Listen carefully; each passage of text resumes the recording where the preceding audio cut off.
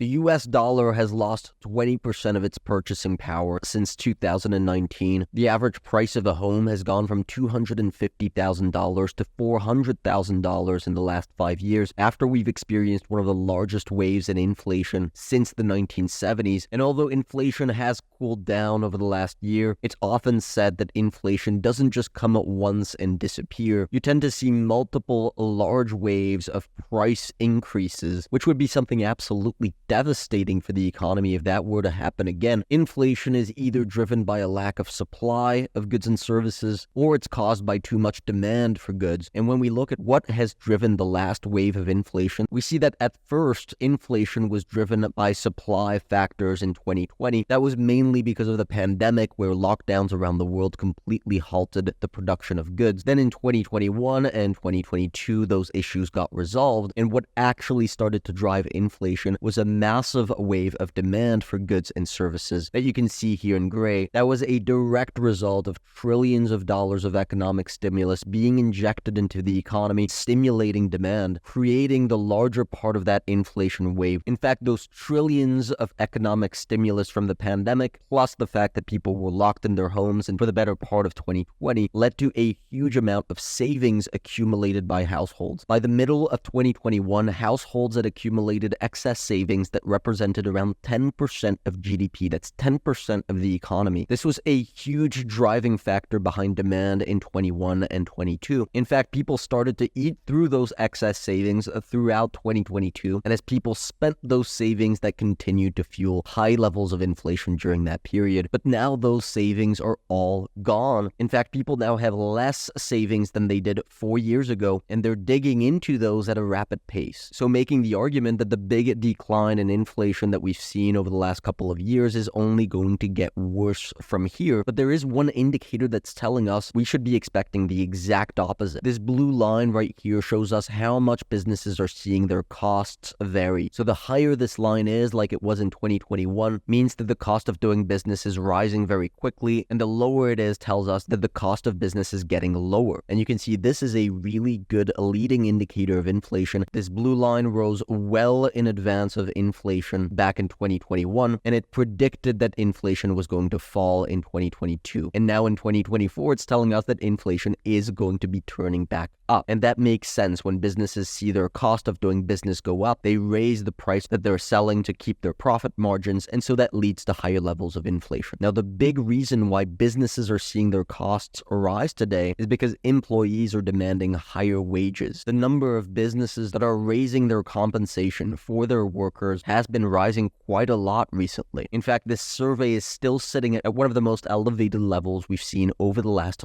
25 years. So not only have workers been increasing their compensation at one of the most rapid paces in history, but that also seems to have gotten worse recently. And this, of course, predicts what wage growth is going to do. More businesses plan to raise their compensation for workers. That leads to higher wage growth, and that is inflationary, just like it was inflationary in 2021. Now, you could be wondering, why are businesses not looking to reduce their compensation to workers like they did in 2008 and 2000? It comes down to something as simple as bargaining power. You see, the number of job openings in the United States is still at 9 million. While that is much lower than the levels that we saw in 2022, it is still much higher than anything we've seen over the last 25 years. So with so many businesses offering jobs and not enough people to fill those jobs, workers have the bargaining power to ask for a higher salary. It's the opposite to what happened in 2008 and 2000, where the number of job openings was declining severely and was going down to very low levels. If we enter a recession like 2008 and 2000, we likely see job openings decline severely and completely kill inflation. But as long as job openings remain this high, inflationary pressures will stay elevated, and this is why the Federal Reserve has began raising interest rates in March of 2022. That's the exact moment where the job market began to cool down. When the Fed raises interest rates, it makes loaning out money for people and businesses more expensive, and so that slows the the economy down. Back in 2021, businesses could take on loans at almost 0%, expand their operations, hire new people, and all of a sudden they couldn't do that anymore in 2022. If the Federal Reserve begins to cut interest rates too quickly again, they run the risk that businesses begin to hire again and that inflation picks back up, because businesses are really waiting to do that. Corporations in the United States have a record amount of cash on the sidelines. Just when we look at manufacturing corporations, they have more than $600 billion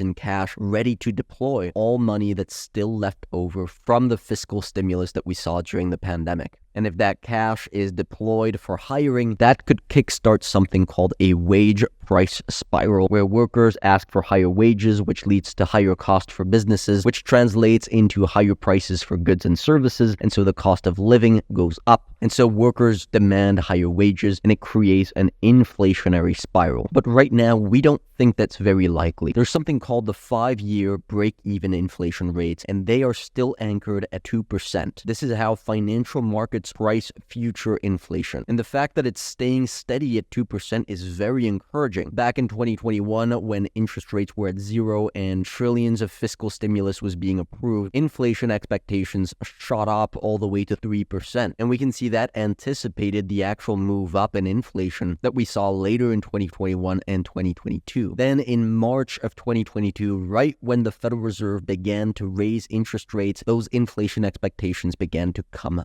down. And they've been hovering at 2% ever since. The Fed is looking at this very, very carefully. And if they see signs that this is picking back up, they could start to raise rates again to bring them back down. So to us, upside on inflation is limited, but downside right now is quite significant if a recession were to materialize. When we look at how much people have in savings relative to their income, it's at one of the lowest levels in history. In fact, it's currently negative, meaning people's net savings is lower than their income. We only went negative twice in history, once right at the start of COVID, which was quickly followed by one of the largest economic rescue plans in history, and once right before the start of the global financial crisis. Net savings went negative relative to income in the first quarter of 2008. Of course, that doesn't mean we're in exactly the same spot as 2008, but for example, the price of oil that is in large part driven by economic activity, we see that it has been declining quite persistently over the last 2 years. We shorted oil back in June of 2022 with our members, and we began shorting oil again when it recently broke below key moving averages right here. There's a big gap between $57 and $43 that we think oil's price can move towards in the event that we are heading into a slower economic environment. Now, if the opposite happened, if oil begins to pick back up here and shows upside momentum, that would be a signal that inflationary pressures are actually speeding up. This is one of the many trades that we're currently following very closely with our members at Game of Trades. Don't hesitate to grab a free trial to join our community.